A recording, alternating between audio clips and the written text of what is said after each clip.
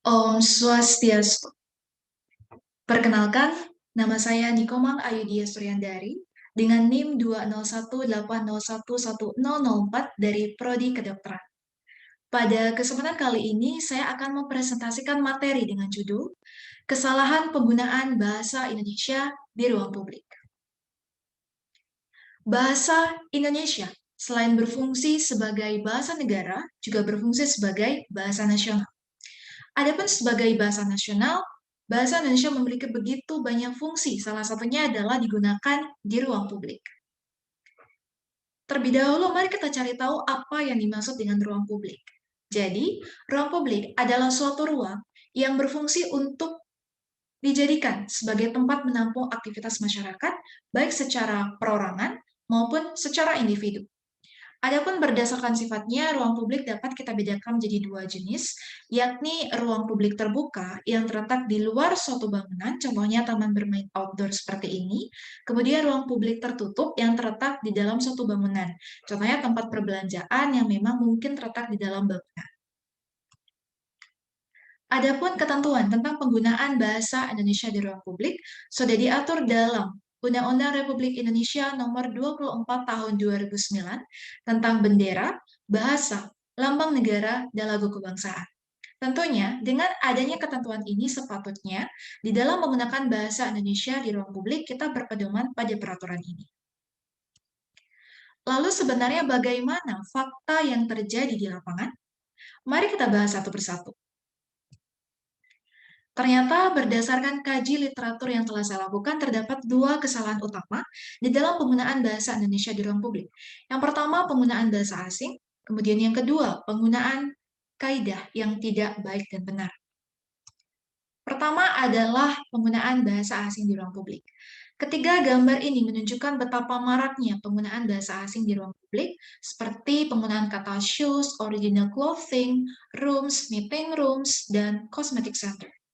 Hal ini tidak semata-mata menunjukkan bahwa masyarakat kita memiliki kemampuan bahasa asing yang baik. Bisa saja ini merupakan suatu karakteristik bahwasanya masyarakat menganggap bahasa asing memiliki prestise yang lebih tinggi dibandingkan bahasa Indonesia.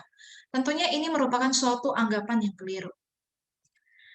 Kemudian kesalahan penggunaan kaidah yang baik dan benar mulai dari penggunaan awalan di. Kita ketahui bahwasanya ketika di berfungsi sebagai awalan, maka penulisannya harus serangkai. Lain halnya ketika di berfungsi sebagai kata depan, maka penulisannya dipisah. Pada gambar ini, kata dijual, dibutuhkan, dan disewakan, di berfungsi sebagai awalan, sehingga penulisannya harus serangkai, seperti pada contoh berikut ini. Masih pada awalan di sini, di berfungsi sebagai kata depan untuk menerangkan keterangan tempat sehingga penulisannya harus dipisah seperti pada contoh berikut ini. Selanjutnya, kesalahan diksi dan ejaan kata. Kesalahan pada gambar ini terletak pada kata kos. Yang benar adalah in the cost. Kemudian kata fasilias, ejaan kata yang salah di sini, di mana menurut Bu Ebi yang benar itu adalah fasilitas. Selanjutnya, kesalahan penggunaan kata baku. Kata baku yang salah ada pada kata apotik, yang benar adalah menggunakan i, sehingga penulisannya apotek seperti ini. Kemudian fotokopi. Fotokopi memang berasal dari bahasa asing, yakni bahasa Inggris. Namun ketika diserap ke dalam bahasa Indonesia, maka kita memiliki standar baku menggunakan PUEB yang benar penulisannya adalah fotokopi seperti ini. Baik, tadi kita sudah membahas beberapa kesalahan di dalam penggunaan bahasa Indonesia. Sekarang mari kita cari tahu apa sebenarnya faktor yang mempengaruhi. Ada dua faktor utama, yakni kesadaran dan prestise. Kesadaran yang dimaksud di sini adalah masyarakat kita masih memiliki kesadaran yang rendah tentang betapa pentingnya penggunaan bahasa Indonesia yang baik dan benar, dan mereka juga masih memiliki kesadaran yang rendah bahwasannya sudah terdapat aturan yang mengatur tentang penggunaan bahasa Indonesia di ruang publik. Selain itu, kita tidak dapat memungkiri bahwasanya masih banyak masyarakat kita yang menganggap bahasa asing memiliki prestise yang lebih tinggi dibandingkan bahasa Indonesia. Adapun beberapa solusi yang dapat saya berikan, pertama peningkatan kuantitas. Mari kita tingkatkan, kita perbanyak penggunaan bahasa Indonesia di ruang publik.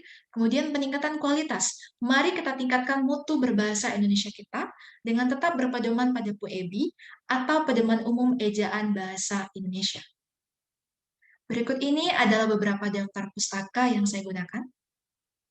Baik, demikianlah presentasi yang dapat saya sampaikan. Mohon maaf apabila terdapat kesalahan. Terima kasih. Om Santi Santi Santi Om.